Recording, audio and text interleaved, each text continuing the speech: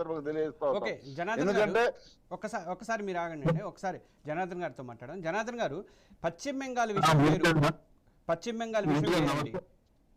పశ్చిమ బెంగాల్ విషయం వేరండి. పశ్చిమ బెంగాల్ ఏంటంటే బంగ్లాదేశీయులు వచ్చి అక్రమంగా వచ్చారు కాబట్టి అక్కడ మీద వివాదం అయితే జలరేగింది. కానీ మిగతా రాష్ట్రాల్లో అంటే బీజేపీ పాలిత రాష్ట్రాల్లో కూడా చాలామంది ఓట్లను తీసేశారు. మనకి బీహార్లో చూసుకోవచ్చు, లేకపోతే ఉత్తరప్రదేశ్లో చూసుకోవచ్చు. మరి మీరు కూడా టీఆర్ఎస్ పార్టీ తరఫున ఇక్కడ మీరు ఏమైనా అనుమానాలు వ్యక్తం చేస్తున్నారా? కరెక్ట్గా చేస్తుంది ఎలక్షన్ కమిషన్ అని మీరు నమ్ముతున్నారా? ముందుగా మీకు జూమ్ మీటింగ్ లో వచ్చిన సుధాకర్ గారికి, బీజేపీ సమంత గారికి, 9+ యాజమాన్యానికి టీఆర్ఎస్ పార్టీ తరఫున ధన్యవాదాలు తెలియజేసుకుంటూ, ముఖ్యంగా ఈ సర్వ్ అనేది మనం government of India home department సంబంధించి వాళ్ళు చేస్తున్నారండి. కేంద్ర ఎన్నికల సంఘం అనేది వాళ్ళ కంట్రోల్లో ఉంటుంది. కేంద్ర ఎన్నికల సంఘం ఎప్పుడు స్వతంత్రంగా ఉండాలి. కానీ ఇప్పుడు వాళ్ళ కంట్రోల్లో ఉండి ఇది నియమించినందువల్ల రాష్ట్రాలలో అనేక భయాలు వచ్చినాయి.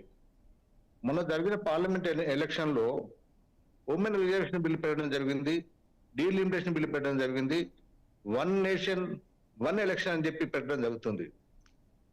ఇవి చేయాలనుకున్నప్పుడు ఏదైతే ఈ పాపులేషన్ సర్వే జరుగుతుందో, ఈ పాపులేషన్ సర్వేలో ఇచ్చిన చాలా ముఖ్యమైన ఇష్యూలు, కాన్స్టిట్యుయెన్సీ వైజ్ గా ఓటర్స్ ఏ కులాలు ఉన్నాయి, అక్కడ ఎలక్షన్ గెలవాలి అంటే ఏ కులం ఓట్లు తీసేస్తే గెలుస్తుంది ఈజీగా అనేది ఈజీగా తెలిసిపోతుందండి. ఇందులో తెలిసిపోయినప్పుడు ప్రభుత్వం ఏర్పాటు చేయాలంటే, ముఖ్యంగా ఇప్పుడు తెలంగాణ రాష్ట్రం తీసుకుందాం.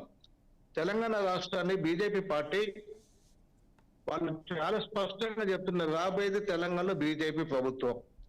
ఆ బీజేపీ ప్రభుత్వం ఎలా వస్తుంది అనేది అంటే, ఈ సర్వ్ అనే విధానంలో ఓట్ల తొలగింపుతో వస్తుంది. ఓట్ల తొలగింపు అనేది కేంద్ర హోమ్ డిపార్ట్మెంట్ పరిధిలోకి వెళ్ళిపోతుంది. ఇవన్నీ చేసినాక వాళ్ళు అక్కడ కూర్చొని ఇవన్నీ కూడా ఎవరు ముస్లిమ్స్ ఉండాలి, ఎక్కడ క్రిస్టియన్స్ ఉండాలి, ఎక్కడ హిందువులు ఉండాలి, ఏ గ్రామము ఏ ఓటు ఎటువైపు మార్చాలనేది స్పష్టంగా ఒక డిజైన్ చేసుకొని డీలిమిటేషన్ చేస్తారు. చేసి ఎలక్షన్ పోయినప్పుడు ఆ ఓటర్ ద్వారా వాళ్ళకు ఇక్కడ రాష్ట్ర ప్రభుత్వం వచ్చే ఉంది. దీనివల్ల చాలా అనుమానాలు ఉన్నాయి. స్వతంత్ర ఏదైతే ఎన్నికల సంఘం కానీ, అదే విధంగా సుప్రీంకోర్టు లాంటి ఒక యజమాన్యం కింద ఇది జరిగితే చాలా బాగుంటుంది అనేసి. జనార్దన్ గారు, మీరు చెప్పినట్టుగా పశ్చిమ బెంగాల్లో అదే జరిగింది కదా.